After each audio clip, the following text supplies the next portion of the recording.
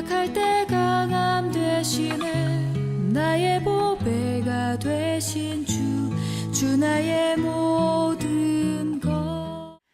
올 한 해 동안 우리가 표어로 삼고 준행하여야 할 그러한 표어에 대해서 또 시편 15편 본문 말씀을 중심하여 성삼위 하나님을 경외하는 교회라고 하는 제목으로 1월 첫 주에서부터 오늘 마지막 4주에 이르러 이제 마지막 말씀을 듣도록 하겠습니다.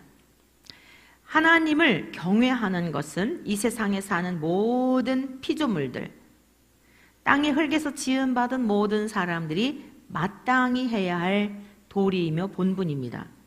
하나님을 섬기고 하나님을 예배하고 하나님으로 인하여 기뻐하고 즐거워하는 것은 특정한 사람들만이 그래야 하는 것이 아니라 하나님께서 창조하신 피조물인 모든 사람들은 당연한 일이며 마땅한 일이며 우리가 숨을 쉬듯이 자연스럽게 숨을 쉼으로 우리가 호흡하며 이 목숨이 연명이 되듯이 이것은 지극히 당연한 것이라는 말씀입니다. 그런데 오늘날 많은 인생들이 하나님을 경외하지 않고 하나님을 기뻐하지 않고 하나님을 즐거워하지 않으며 내 육신의 욕망과 내 마음에 원하는 것을 따라 살아가는 것이 지금 이 시대를 살아가는 대다수의 사람들의 모습입니다. 심지어 교회를 다니는 사람들 중에서도 교회를 다니는 목적 자체가 내 영광을 위해서, 내 만족을 위해서, 내가 원하는 소원들을 이루기 위하여 다니는 그런 사람들도 아주 많습니다. 우리 사랑하는 원천의 모든 가족들은 하나님이 명하신 말씀대로 믿고 하나님께서 우리에게 원하시는 그 삶을 살아낼 수 있는 능력을 저와 여러분들에게 생명을 주신 예수님께서 보내주신 성령으로 말미암아 그 삶을 넉넉히 살아낼 수 있기를 축원합니다. 그래서 오늘 마지막 이제 네 번째 시간으로 시편 15편 5절의 말씀을 중심하여 말씀을 듣도록 하겠습니다. 자, 우리 신앙생활 하면서 또 교회 밖에 있는 모든 보편적인 사람들이 가장 어려운 부분이 뭐냐면 재물에 관한 것입니다. 특히 신앙생활 하면서도 이 물질에 대한 것을 통과하지 않으면 우리의 마음에 딱 가로막고 있는 것이 뭐냐면 물질입니다. 이 물질 문제가 처리되지 않으면 하나님의 성산에 오를 자, 하나님의 장막에 머무르며 하나님의 성산에 사는 자, 하나님이 내 안에, 내가 하나님 안에 거하는 그 하늘의 기쁨과 영광을 누릴 수가 없습니다. 여러분, 마지막 오늘 시편 이 15편 1절에서부터 정직하게 행하는 주의 성산에 사는 자 누구인가? 첫 번째가 정직을 행하며 공의를 실천하며 그의 마음에 진실을 말하며 라고 하면서부터 이렇게 시작된 마지막 오늘 5절의 말씀은 무엇입니까? 이자를 받으려고 돈을 꾸어주지 아니하며, 물질에 관한 이야기입니다. 자, 남에게 돈을 꾸어줄 정도라면 이 사람의 삶의 형편이 그래도 여유가 있다는 이야기겠지요. 그리고 누군가 나에게 돈을 꾸어달라고 왔다고 한다면 주변에 어려운 사람이 있는 건 사실이겠지요. 자, 꾸어줄 수 있는 능력이 있는 사람, 꾸러운 사람, 조금 부유한 사람, 그렇지 못한 사람을 대비시키면서 하나님이 우리 안에 거하며 하나님의 영광을 누리며 살아갈 수 있는 사람은 어떤 사람이냐? 여러분, 사람을 존재 자체로 보아야 합니다. 사람을 존재 자체로 보아야지 나의 도로 생각을 하게 되면 하나님과는 상관없는 삶인 것을 명심하십시오. 이자를 받고 돈을 꾸어준다는 건 무슨 뜻이에요? 내게 있는 돈을 이용하여서 나의 재물을 더 증식해 간다는 의미입니다. 그러니까 그 사람과의 관계가 뭐냐면 하나의 나의 부를 더 축적하고 내 삶에 좀 더, 재물이라고 하는 것은 확실히 삶에 편안한 건 사실이죠. 확실히 편안해요. 음식의 종류도 좀 더 질 높은 음식을 먹을 수 있고 타고 다니는 차도 좀 더 안전하고 좋은 차들을 타고 다닐 수 있고 우리가 거주하는 집도 넓은 집에서 살 수 있는 편안함이 있는 것은 사실입니다. 이러한 것들을 내 삶의 편의를 위해서, 좀 더 나은 삶을 위해서 타자에게 이자를 받고 돈을 꾸어준다는 것은 그 사람을 내 삶의 어떤 도구로 생각한다는 뜻입니다. 저와 여러분들은 하나님 앞에 사랑받을 자격이 있어서 지금 이 자리에 온 게 아니에요. 하나님의 사랑받을 자격이 있어서 구원받은 게 아니에요. 우리의 자녀들을, 부모가 자녀를 사랑할 때에 사랑받을 자격이 있어서가 아니에요. 내 자녀이기 때문에 존재 자체로 사랑하는 거예요. 존재 자체로 있는 모습을 그대로 수용하는 것이에요. 몇 주 전에 있었던 일이죠. 저쪽 부자촌에 살고 있는 어떤 중학교 교사인 여성이, 결혼했던 여성이더라고요. 남편과의 관계에서 무엇이 문제가 있었는지 자꾸만 남편이 이혼을 해달라고 그랬대요. 그런데 이 남편이 왜 이렇게 자꾸 이혼을 요청하나 그러면서 아내의 메일을 검색하던 중에 어머니를 죽이려고 청부 살해하려고 했던 어떤 이 내용을 그 청부업자하고 주고받은 메일에 대한 것을 발견하게 된 거예요. 그래서 이 사위가 장모님을, 자기 아내이죠, 자기 아내가 친정 어머니를 죽이려고 한다는 이제 이 정보를 고발을 해가지고 들통이 났어요. 그런데 뭐 나중에 알고 보니까 여러 가지 복잡한 이야기가 많이 있더라고요. 그런데 저는 그 어머니의 마음에서요, 굉장히 마음에 울림이 있더라고요. 그러면서 이제 이 딸이 하는 이야기는 뭐였냐면, 엄마가 너무 자기를 강압적으로 키웠다. 어렸을 때부터 엄마가 원하는 삶을 살게 하려고 자기를 강압적으로 키웠기 때문에 마음에 엄마에 대한 분노가 있었다. 이제 이 이야기였어요. 알고 보니까 이렇게 내연남이 있어가지고 자기 육체의 쾌락을 위해서 그런 건데, 그렇게 이제 뒤집어서 얘기를 한 거죠. 근데 그 어머니가 선처를 바라는 거예요. 선처를 바라면서 심신이 미약해가지고 그런 것이니 봐달라. 여러분, 이게 하나님이 본성적으로 우리 인간에게 주신 사랑의 마음이에요. 하나님이 우리를 있는 그대로, 저와 여러분들을 있는 모습 그대로 일주일 동안 살아온 삶을 한번 돌아보십시오. 얼마나 하나님 앞에 불신앙적이고 불순종하고 주님 앞에 너무 죄스러운 순간들이 많은지, 불쑥 솟아오르는 우리 안의 내면에 그 죄의 요소들로 인하여서 감히 하나님을 아버지라 부르기에 너무 부끄러운 모습이 많지요. 목사님, 이거 좀 갈아주셔야겠어요. 이게 그래요? 네. 그런데 우리네 인생들은 끊임없이 하나님께 요구를 하죠. 여러분, 부잣집 딸로 자랐으니 뭐가 모자라겠습니까? 보니까 전부 사치품들, 내연남에 무슨 자동차 고급차 사주고 또 아파트를 큰 거를 또 해놓고 이제 돈이 필요하니까 어머니를 죽이려 한다. 여러분, 우리 인간 안에는요 이렇게 악한 거예요. 선한 게 없어요. 여러분들이 자꾸 내가 선하다, 나는 옳다라고 하면 하나님이 절대 우리 안에 거하실 수가 없습니다. 다른 거 아닙니다. 신앙의 여정이 다른 거 아닙니다. 하나님 안에 우리가 거하지 못하고 하나님이 주시는 그 참된 평안, 세상이 주는 것 같지 않은 참된 만족, 육체적인 쾌락하고는 비교가 되지 않는 영광을 누리지 못하는 이유가 뭐냐? 내가 우상이 되어 있기 때문에 그래요. 여러분, 내가 우상이 되어 있는 것을 기억하셔야 됩니다. 오늘 이자를 받으려고 돈을 꾸어주는 거, 모든 대상을 내 육체를 위한 도구로 생각하는 거예요. 그리하게 될 때 절대 하나님이 뭐가 아쉬워서 자기가 신이라고 자기 만족을 위해, 자기만을 위해 살아가는 이기적인 사람 속에 무엇이 아쉬워 하나님 그와 함께 하시겠습니까?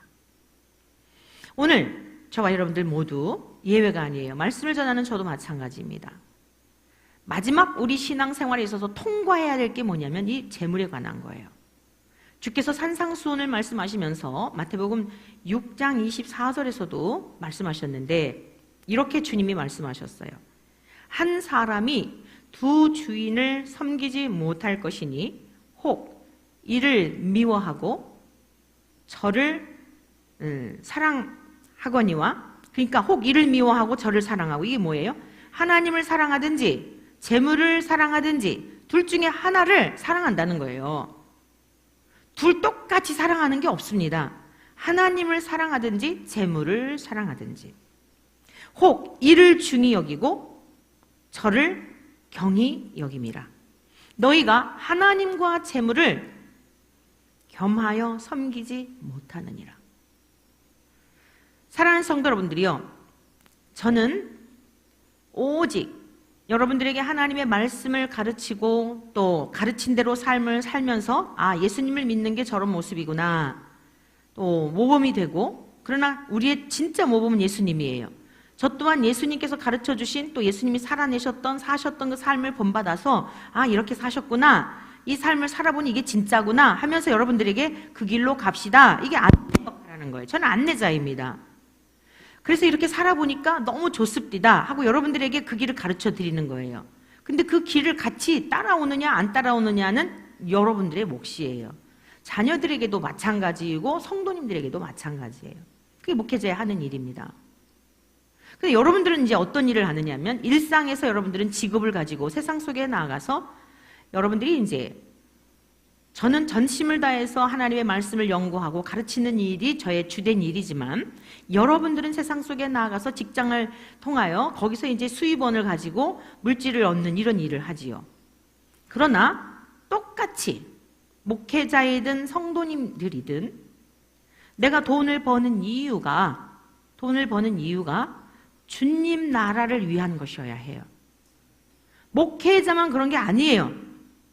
여러분 모두도 하다못해 거리에서 청소하시는 분들, 미화원들 있으시잖아요. 이분들이 청소를 하시면서도 성직이에요. 성직일 수 있어요. 어떤 마음으로요? 내가 이렇게 거리에서 청소를 함으로 인하여 많은 분들이 이 앞을 지나갈 때에 쾌적한 환경을 통해서 굉장히 기쁨을 얻을 수 있겠구나.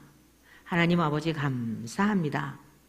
저로 하여금 이 거리를 깨끗하게 이렇게 청소하면서 지나가는 사람들에게 상쾌한 마음을 줄 수 있고, 제게 또 건강을 주셔서 또 이렇게 수입원이 있어 하나님 앞에 감사함을 마음으로 표할 수 있고, 또 주변에 있는 여력, 주변에 있는 사람들 이렇게 돌아보니 형편이 어려운 학생들을 도울 수 있고, 또 선교비로 그 귀한 재물을 사용할 수 있고, 여러분 목회자보다도 훨씬 더 하나님 앞에 헌신된 삶을 살 수 있고 하나님과의 친밀한 교제를 살 수 있는 거예요. 근데 오늘 이 시대의 문제가 뭐냐면, 목회자들은 그렇게 살아야 하고 성도들은 우리는 돈을 버는 직업이니까 우리는 이것을 가지고 내 나름대로의 삶이 있기 때문에 라고 하는, 그러면서 자꾸만 이원화시키는 거예요. 하나님이 과연 그러셨을까요? 이 세상에 목회자가 몇 명이에요? 전체 74억 인구 중에 74억 인구 중에 이 선교사님이라든가 목회자들이라든가 이런 분들이 몇 분이나 될 것 같아요? 퍼센트로 따진다고 한다면. 그러면 천국에 가는 사람은 그럼 그 사람들만 가는 걸까요? 그럼 너무 부당한 거예요. 목회자가 아니고 선교사가 아닌 분들은 너무 부당한 거 아니겠어요? 사랑하는 성도 여러분들이요, 우리는 모두 다 하나님의 모양과 형상을 따라 지음받은 사람들은 여러분이 돈을 똑같이 벌어서요, 돈을 잘 사용하는 방법을 가르쳐 드릴게요. 여러분들이 평신도로서 일을 하여서 열심히 뭔가 수입원이 있지요. 그 일을 통하여 내가 그 길을 가지는 못하지만 선교하시는 분들을 위해서 내가 그 일을 간접적으로 선교비를 후원하고, 또 어려운 학생들에게 내가 장학금으로 후원하여서 내 자식이 아니에요. 근데 주님이 분명히 하늘가족 개념을 묶어주셨잖아요. 아버지의 뜻대로 행하는 자가 내 자식이요, 내 형제요, 내 어머니요, 모친이라. 분명히 하늘가족의 개념을 정리해 주신 거예요. 그러니까 자꾸 내 가족, 내 자식에게 자산을 물려줘야 되고, 시집장가 갈 때 아파트 한 채씩 해줘야 하고, 이러다 보니까 돈이 어디 있어요? 선교할 돈이 어디 있습니까? 여러분, 어려운 학생들은 정말 힘들게 그러고 살아가는데 그 학생들을 차세대 지도자를 키울 수 있는 여력이 어디 있어요? 그런 거 아니에요. 오늘 마지막, 하나님의 성산에 사는 자, 하나님이 거처를 삼고 하나님 안에 거하는 사람들 마지막 통과해야 될 게 뭐냐? 재물에 관한 걸 말씀하고 있는 거예요. 오늘 저는 매우 감동적인 한 가족을 여러분에게 소개해 드리려고 합니다. 그 룻기에 보면은요, 우리 한번 이제 성경을 많지 않아요, 장이. 좀 같이 찾아보시면서 403쪽, 구약 성경 403쪽을 좀 찾아보시기를 바랍니다. 배경을 좀 말씀드릴게요. 이 룻기는요, 룻이라고 하는 이제 여인에 관한 기록이래가지고 룻기인데, 배경이 어떤 때냐면 사사시대에 이 지금 일어난 일이에요. 그러면 사사시대는 어떤 시대였는지 우리 룻기 한 장을 앞으로 넘기면 마지막 이렇게 끝나요. 사사기 21장 25절입니다. 그때에 이스라엘의 왕이 없으므로 사람이 각기 자기의 소견에 옳은 대로 행하였더라. 자, 사사기는 어떻게 끝나냐면 이스라엘의 지도자가 없는 거예요. 그래서 다 각각 자기 마음에 원하는 대로 자기의 생각대로 이렇게 살아가던 시대였어요. 그런데 마치 우리가 연극이나 뭐 할 때 그 주인공을 향하여서 이 스포트라이트를 쫙 조명해 주죠. 그러니까 많은 사람들이 살고 있었는데 이 엘리멜렉과 나옴이라고 하는 가정에 이렇게 딱 이 서치라이트를 비추면서 이제 그 가정에서 일어나고 있는 일이 기록되고 있는 거예요. 그러면 여기 자 1장서 좀 볼게요. 사사들이 치리하던 때에 그 땅에 흉년이 드니라. 유대 베들레헴의 한 사람이 그의 아내와 두 아들을 데리고 모압 지방에 가서 거류하였는데 그 사람의 이름은 엘리멜렉이요 그의 아내의 이름은 나오미요 그의 두 아들의 이름은 말론과 기륜이 유다 베들레헴 에브랏 사람들이더라. 가족 배경을 좀 소개하고 있죠. 두 부부가 있었고 두 아들이 있었다는 거예요. 그들이 모압 지방에 들어가서 거기 살더니 나오미의 남편 엘리멜렉이 죽고 나오미와 그의 두 아들이 남았으며 그들은 모압 여자 중에서 그들의 아내를 맞이하였는데 하나의 이름은 오르바요 하나의 이름은 룻이더라. 그들이 거기에 거주한 지 10년쯤에 말론과 기련 두 사람이 다 죽고 그 여인은 두 아들과 남편의 뒤에 남았더라. 자, 여러분 보세요. 이 나오미라고 하는 여인, 엘리멜렉이라고 하는 이 남편, 이들이 살았던 거주 지역은 어디냐면 유대 땅 베들레헴이에요. 그 베들레헴이라고 하는 것은 떡집이라는 뜻입니다. 떡집. 이게 지금 떡에 관한 문제 때문에 계속 일어나고 있는 상황이에요. 근데 이 떡집에 떡이 없는 거예요. 기근이 들었단 말이에요. 그래서 일가족이 이민을 갔어요. 모압이라고 하는 이방 땅에 이민을 간 겁니다. 신앙생활을 잘 하던 성도님 가정에 경제적인 문제가 생겨서 신앙이 우선이 아니라 물질을 따라서 전혀 하나님과 상관없는 그 이방 나라에 이민을 간 거예요. 그런데 그 이민을 가서 이 떡의 문제 때문에 이민을 갔는데 더 중요한 것을 잃어버리게 되었어요. 남편 죽고 두 아들이 죽고 그리고 10년쯤 되었는데 이 10이라고 하는 숫자는 꽉 찬 충만한 충족된 이런 의미가 있어요.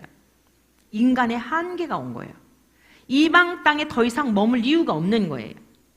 자, 떡의 문제, 물질의 문제, 이 배고픔의 문제 이것 좀 해결할까 하고 갔는데 그 문제가 해결이 된 게 아니라 오히려 남편도 죽고 두 아들들도 죽고 청상의 과부 두 며느리들과 이 시어미만 남게 된 거예요. 사랑하는 성도 여러분들이요, 명심하십시오. 아무리 힘들고 어려워도 어떠한 상황에서도 하나님을 떠나는 것은 여러분 이것 어떤 언어로도 표현이 안 되는 이건 정말 험한 일이에요. 아무리 힘들어도 죽으면 죽으리라. 내 모든 목숨 다 내놓고 주님 꼭 붙어있는 우리 모두 되시기를 축원합니다. 고통도 잠깐 지나가고요. 모든 것 다 잠깐 지나가는 거예요. 잠깐 지나가는 겁니다. 제가 어제 세월이라고 하는 글을 썼더니 아침에 화가인 목사님이 아침 6시 한 40분쯤 됐는데 카톡에 답글이 왔어요. 그분은 이제 미대를 나오셨으니까 아마 동창들 단톡방이 있나 봐요. 그래서 제 글이 그렇게 공감이 되었나 봐요. 밤새 자고 났더니 누가 내 머리에다 흰색을 칠해놨는가. 아, 여러분 우리 거기는 안 올렸나요? 봤어요? 그리고 또 이마에 누가 실선을 그려놨는가? 이 코에 팔자 주름은 누가 그려놨는가? 그림을 그릴 줄 아는 것이 이뿐인가? 뭐 이래가면서 했더니 이제 이분들이 이 화가들이시니까 그게 되게 와닿았나 봐요. 그래서 이제 반응이 있었다고. 어떻게 긴 인생에 관한 것을 하룻밤 사이에 일어난 것처럼 그렇게 표현을 했느냐? 그래서 답글이 왔다 그러더라고요. 정말 일순간 아니에요? 얼마나 이제 제가 60고개를 넘어가니까요. 진짜 헛되고 헛되며 헛되고 헛되니 모든 것이 헛되다라는 게요. 솔로몬이 죽음 앞에 이르러서 고백하였던 고백이 그분의 고백만이 아니라 너무너무 실감나요. 너무너무 실감나요.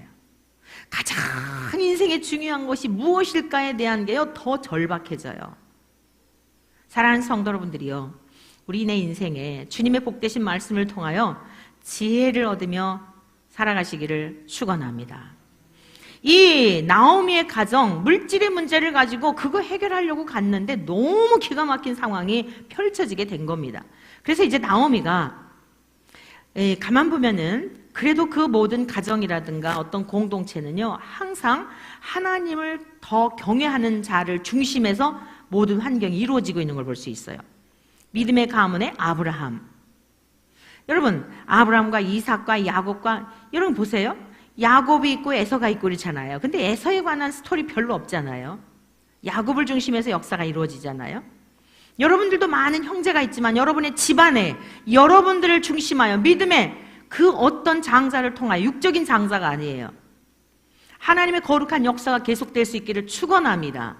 그러니까 두 부부가 있었는데 남편은 먼저 갔지만 나오미를 중심해서 계속 지금 이 기사가 기록되고 있는 거 보면 그래도 나오미는 그 어려움 중에서도 하나님 앞에 돌이키며 하나님 앞에 깨우쳐서 돌아올 수 있는, 회개할 수 있는 성도의 모형을 보여주고 있는 거예요.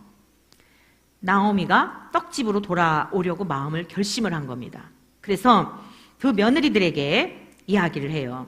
그 이방에서 안 믿는 집안에서 한마디로 이제 믿는 집안의 시집온 며느리들이에요. 얘들아, 너희들은 이제 너희들의 친정으로 돌아가라. 젊은 날에 이렇게 청상 과부가 되어 홀로 됐는데 나하고 같이 있어 봐야 너희들에게는 소망이 없다. 그러니 참 미안한 얘긴데 내가 너희들에게 무슨 물려줄 유산도 없고, 그 다음에 이제 이때는요, 형사 취수 제도가 있었어요. 형이 죽게 되면 그 동생이 형수를 취해가지고 그 가정을 이루면서 아기가 낳잖아요. 그럼 형 이름으로 계속 그 가정의 유업을 이어가는 거예요. 그런데 나에게는 아들이 없어. 기업을 이을 수 있는 후사가 없다. 설령 내가 오늘 결혼을 해가지고 아들을 낳는다 하자. 너희들이 지금 나이가 이렇게 많은데 이게 언제 기다렸다가 결혼할 수 있겠느냐? 그러니까 현실적으로 볼 때 이건 불가능한 일이야. 나와 함께 있는 것 자체가 너희들에게는 너무 힘든 일이니 돌아가라. 이렇게 이야기합니다. 오늘 제가 여러분들에게 소개해드리려고 하는 말씀이 바로 1장 16절의 말씀이에요. 자, 15절. 나오미가 또 이르되 보라, 내 동서는 그의 백성과 그의 신들에게로 돌아가나니 너도 너의 동서를 따라 돌아가라. 그래서 이제 오르바라고 하는 며느리는요, 시어머니의 권유에 따라서 자기 친정으로 돌아갔어요.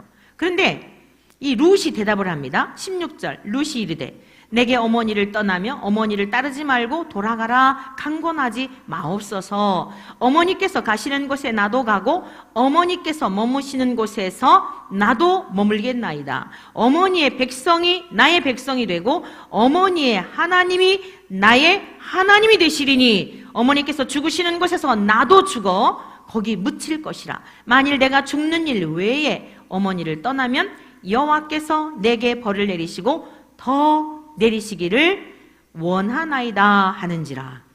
여러분, 똑같은 여인이에요. 오르바와 룻하고 똑같은 며느리입니다. 다만 이제 형제들 순위만 다를 뿐이에요. 큰 며느리냐 작은 며느리냐 이 차이 뿐이에요. 안 믿는 집안에서 똑같이 시집을 왔어요. 믿는 집안에. 그런데 한 여인은 자기 친정으로 돌아가고, 여기도 오르바라는 여인은 이걸로 끝나요. 어떤 내용에도 오르바라는 여인은 이미 의미가 없는 거예요. 다시 세상을 쫓아서 옛 생활로 돌아갔던 여인이죠. 이 룻은 어떤 고백을 해요? 어머니, 저보고 돌아가라고 그러지 말아 주십시오. 그리고 자기 스스로 만약에 내가 이 맹약한 것을 지키지 못하면 내게 저주가 올 것이라고 자기가 고백을 해요. 그 내용이 무엇이었습니까? 어머니의 하나님이 나의 하나님이 되고 어머니의 백성이 나의 백성이 될 것인즉. 자, 그러면 어떻게 이 신앙 고백을 할 수 있었을까요? 나오미가 그 모압 땅에 갔을 때에 며느리들에게 아마 거기 그 베들레헴 떡집에서 일어났던 많은 추억들이 있을 거 아니에요? 하나님의 은혜 안에 살았던 삶에 많은 하나님께서 베풀어 주셨던 은혜, 그 경험되었던 이런 이야기가 있지 않겠습니까? 오늘 여러분들에게도 우리의 후손들에게 사랑하는 자녀손들에게 만나기만 하면 하나님께서 행하신 일들을 마음껏 증거할 수 있는 이 귀한 믿음의 선조들이 되시기를 축원합니다. 들려두면은요 생각날 때가 있는 거예요. 그러니까 이 룻은 어느새 시어머니를 통해서 믿음이 싹튼 겁니다. 하나님에 대하여 전혀 알지 못하는 집안에서 자랐던 이 여인이 어머, 그런 하나님이 계셨어? 와, 정말 대단하시다. 나도 그 하나님 믿고 싶다. 이미 믿음이 싹튼 겁니다. 그러니까 이 어머니와 함께 한 몸 하나로 생각하는 게 뭐냐면 어머니가 믿는 그 하나님을 내가 믿어야 하는데 내가 친정으로 돌아갔을 때 믿음이 없는 이 옛생활로 돌아가게 되면 자신이 없는 거예요. 사랑하는 성도 여러분들이요, 믿음의 친구들과 믿음의 동료들과 신실한 하나님의 사람들과 연합하여 살기를 축원합니다. 그게 복입니다. 여러분 주변에 누가 주로 있는지 한번 살펴보십시오. 내 주변에 입술을 열기만 하면 어떤 이야기를 주로 하는 사람들이 여러분 주변에 포진해 있는지를 보면 그게 여러분의 모습입니다. 입술을 열기만 하면 하나님을 찬양하고 하나님을 기뻐하고 하나님을 즐거워하는 그러한 사람들이 여러분의 친구요, 여러분의 동료요, 동역자라고 한다면 여러분은 정녕 복 있는 자인 줄로 믿습니다. 그거는 사람의 수와 상관이 없어요. 단 한 명이어도 괜찮아요. 내 입술을 열기만 하면 서로 하나님을 찬양하고 한 주간 동안에도 그동안 만나지 못했던 그 안에 하나님이 행하셨던 일들이 너무너무도 많아서 시간 가는 줄 모르고 여러분 헤어지는 시간도 아깝고 그곳이 주의 성산에 사는 자들의 삶입니다. 그게 주의 장막에 머무른 자들의 삶입니다. 할렐루야. 오늘날 우리는 모이기만 하면 너무나 무익한 말들을, 쓸데없는 말들, 영양가 없는 말들, 돌아서고 나면 하나도 나에게 도움이 되지 않는 이야기, 상대적 빈곤감만 느끼는 이야기, 저 사람은 저렇게 잘 사는데 나는 뭐야? 역시 땅의 것만 바라보고. 여러분, 이것은 무익한 만남이에요. 오늘 이 룻은요 너무너무 귀한 선택을 합니다. 하나님께서 그를 택하여 주셨기 때문에 그 믿음도 있었겠지요. 그러면서 룻이, 나오미가 결국에는 여기 이렇게 18절에 나오미가 룻이 자기와 함께 가기로 굳게 결심함을 보고 그에게 말하기를 그치니라. 어쩔 수 없구나 라고 생각을 하면서 며느리를 데리고 다시 떡집으로 돌아오는 거예요. 사랑하는 성도 여러분들이요, 육신의 물질의 배고픔 때문에 떡집을 떠나지 마시기를 축원합니다. 우리 구주 예수님이 말씀하셨습니다. 나는 생명의 떡이니라. 내 살과 피를 먹지 아니하면 너희에게 생명이 없고 나와 상관이 없다고 말씀하셨습니다. 육신의 음식을 먹어도 또 배고프고 육신의 재물을 가져봐도 만족이 되지 않지만 우리의 생명의 떡이 되신 예수 그리스도를 믿는 자들에게, 먹고 마시는 자에게 영원토록 가라지 아니하는 영생수가 되시고 생명의 떡이 되시는 줄로 믿습니다. 그래서 다시 베들레헴으로 돌아왔어요. 아무 소망이 없습니다. 그런데 하나님이 너무나 엄청난, 상상할 수 없는, 정말 기가 막힌, 하나님만이 하실 수 있는 그런 하늘의 보화를 준비해 놓으셨어요. 어떤 일이냐면요, 이 보아스라는 사람이 등장을 합니다. 그러니까 여러분, 인생에 어려움을 당하게 되면은 이게 기억의 필름이 끊기잖아요. 나오미의 집안에 그 후사를 이룰 수 있는 사람들이 전혀 없었던 게 아니에요. 근데 나오미가 너무 남편 잃고 두 아들, 생태 같은 아들 잃었으니 무슨 정신이 있겠어요. 그러니까 자기 집안에 그 기업을 이룰 수 있는, 이 며느리하고 짝을 지어서 가정을 이룰 수 있는 후사가 없다고 생각이 된 거예요. 아무 소망이 없었던 거예요. 그런데 이제 고국으로 돌아와 보니까 아차차, 그렇지, 보아스만 있었던 게 아니고요, 또 다른 남자가 앞에 있었습니다. 근데 그 사람도 역시 사람을 도구로 생각하고 물질에 욕심이 많았던 그 사람은 이 원래는 룻이요, 그 남자하고 결혼을 해서 다윗의 조상이요, 예수님의 조상이 될 사람이었어요. 보아스가 아닙니다.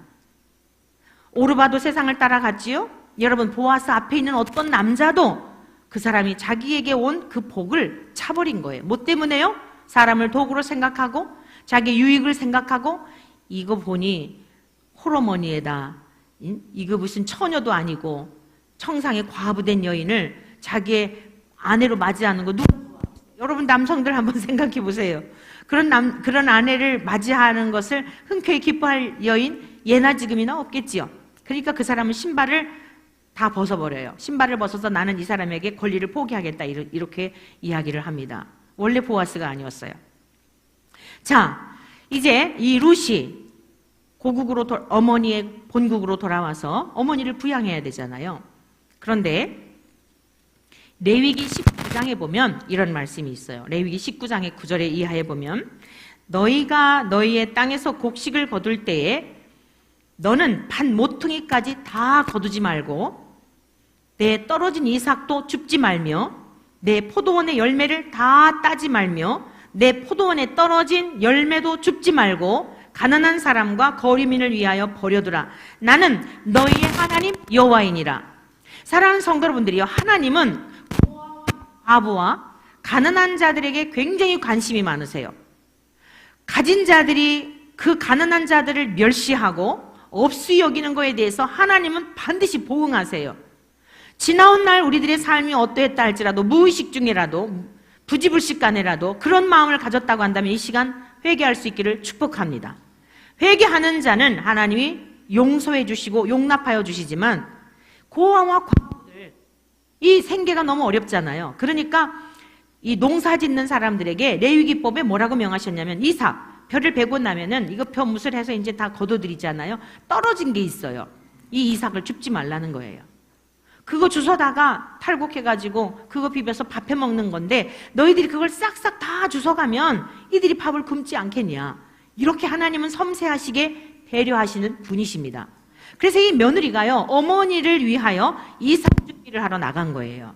근데 어디로 갔느냐면 보아스라고 하는 이 유력자의 밭에 간 겁니다. 이 보아스가 유력자라고 하는 이 뜻은요 재물이 많다는 의미만이 아닙니다. 율법을 잘 청종하는 자에게 붙여진 그런 칭호예요. 그러니까 이 레위기 사사시대 어땠다 그랬어요? 다 제각각 자기 소견에 옳은 대로 살았다. 이 무슨 뜻이냐면 하나님의 말씀을 저버리고 내 생각과 내가 우상이 되어 내 뜻대로 살았다 이 뜻이에요. 근데 보아스가 어떤 삶을 산 거예요? 그 레위기 법 19장에 나타나 있는 그 법을 준수하면서 내가 그 종들에게 이야기합니다. 밭에서 다 줍지 말고 놔둬라. 그리고 이제 마치 그 밭에 룻이 온 것을 알게 됐어요. 그러니까 일부러 사환들에게 얘기하는 거예요. 오히려 그것을 더 뿌려두라 그래요. 할렐루야. 사랑하는 성도 여러분이요, 세상에 되어지는 것의 사조에 따라 살아가지 마시고 하나님의 말씀이 삶의 기준이 되고 근거가 되어 살기를 축원합니다. 정말 처참하고 비천하고 너무 불쌍해요. 너무 불쌍합니다. 호러머니 모시고 청상에 과부된 이 여인. 그런데 어머니에게서 들려주셨던 어머니가 가르쳐주셨던 그 하나님 붙들고 하나님의 말씀을 따라서 쫓아왔는데 하나님께서 이 여인에게 복을 주셔서 우리 주 예수님의 족보에 오르는 영광스러운 여인이 되었다는 사실. 하나님의 법을 준수하여서 그 이삭을 다 줍지 않도록 하면서 그렇게 긍휼을 베풀어요. 하나님께서 너무나 멋진 만남을 이들에게 허락하시죠. 그리고서는 우리 한번 성경 말씀 같이 이제 룻기 마지막 장을 좀 보시겠습니다. 룻기 4장 베레스의 계보는 이러하니라. 베레스는 헤스론을 낳고 헤스론은 람을 낳았고 람은 아미나답을 낳았고 아미나답은 나손을 낳았고 나손은 살몬을 낳았고 살몬은 보아스를 낳았고 보아스는 오벳을 낳았고 오벳은 이새를 낳고 이새는 다윗을 낳았더라. 사랑하는 성도 여러분들이 한 곳을 더 보겠습니다. 마태복음 1장을 가보겠습니다. 마태복음 1장에 가보면은 아브라함과 다윗의 자손 예수 그리스도의 계보라라고 하면서요 쭉 계보가 나와요. 5절 살몬은 라합에게서 보아스를 낳고 보아스는 룻에게서 오벳을 낳고 오벳은 이새를 낳고 이새는 다윗 왕을 낳으니라. 여기 보면 뭐라 그랬어요? 살몬은 라합에게서 보아스를 낳고 보아스는 룻에게서 오벳을 낳고 오벳은 이새를 낳고 다윗의 아버지가 되었단 말이에요. 사랑하는 성도 여러분, 오늘 우리가 추구하는 것은 어떤 삶입니까? 예수님이 이 땅에 오셨을 때에 부자 관리가 찾아왔습니다. 그러면서 이렇게 질문을 합니다. 선한 선생이여, 내가 어떻게 하여야 영생을 얻으리까? 라고 묻습니다. 그러니까 재물이 많다가 보니까요, 영원히 사는 것에 대한 마음이 있었겠지요. 여러분, 영원한 삶이라고 하는 것은 재물로 살 수 있는 게 아니에요. 그러니까 돈은 많고 누리고 싶은데 이거 오래오래 살고 싶잖아요? 물었어요. 그랬더니 성경에 무엇이라 쓰여 있느냐? 그러니까요, 쫙 율법을 얘기해. 10계명을 쫙 얘기합니다. 그랬더니 이거 다 지켰느냐? 다 지켰다는 거예요. 그런데 한 가지 내게 부족한 것이 있다. 너에게 있는 그 많은 재물을 팔아서 가난한 자들에게 주고 나를 따를 것이니라. 그리하면 하늘의 보화가 내게 있으리라. 이 사람이 재물이 많은 거로 심히 근심이 생긴 거예요. 오늘 주님께서 이렇게 여러분에게, 저와 여러분에게 당부하신다면 과연 우리에게 있는 그 보화 다 팔고 괜찮습니다 주님, 이것까지 거 티끌에 불과한데요, 이러면서 주님이 명하신 대로 순종할 수 있는 그런 저와 여러분이 되시기를 바랍니다. 사랑하는 성도 여러분들, 이걸 통과해야 돼요. 이 부자 관리는 재물이 너무 아까웠어요. 돌아갑니다. 목회하면서도 수없이 많이 보아왔습니다. 대부분 신앙생활을 잘하지 못하는 이유가 뭐냐? 거의 99.9% 재물 때문이에요. 이 재물을 통과하게 되면 그 하늘에 하나님께서 우리 안에 주시는 풍성한 은혜를 경험하게 되는데 물질의 자유함을 얻게 되어져요. 물질을 사랑하는 자가 아니라 물질을 다스리는 자가 되는 겁니다. 사랑하는 성도 여러분, 우리 원천의 모든 가족들은 물질을 사랑하는 자들이 아니라 하나님을 사랑하고 하나님의 나라와 의의를 위하여 물질을 다스릴 수 있는 권세를 주시기를 축원합니다. 그런데 이러한 것은요, 반드시 물질관이 통과가 돼야 돼요. 하나님 앞에 내가 물질보다도 하나님을 더 사랑하는 것을 하나님 앞에 인정받을 때에 저와 여러분들에게도 맡기실 만한 자에게 물질을 맡기시는 거겠지요. 그 물질을 맡겼는데 사랑하여 그 물질 때문에 떨어질 것 같으면 하나님은 아무리 여러분들이 부자가 되기를 원해도 주시지 않아요. 그리고 그 물질 때문에 여러분들이 하나님을 떠날 것 같으면 그것은 축복이 아닙니다. 차라리 그냥 내 삶 살아가면서 죄 짓지 아니하고, 그런 사람 재물이 많으면 많을수록 어떠할까요? 다른 사람들에게 상처 주는 건 당연하겠죠. 인색하기 짝이 없고 자기만을 위하니까 가는 데마다 돈이 없어서가 아니라, 가난해서가 아니라 있음으로 인하여서 더 많은 죄를 지을 수 있는 그러한 것이기 때문에 그건 축복이 아닙니다. 그러므로 여러분들이 타락한 시대, 부요하여서 타락한 시대는 하나님 앞에 날마다 하루하루 살아가는 것지만 은혜로 살아가는 것이 복인 것을 믿으시길 축원합니다. 거룩한 가난한 자가 되십시오. 하루하루 살아가지만 넉넉히 살아가도록 이기십니다. 하나님이 도우시고 지키십니다.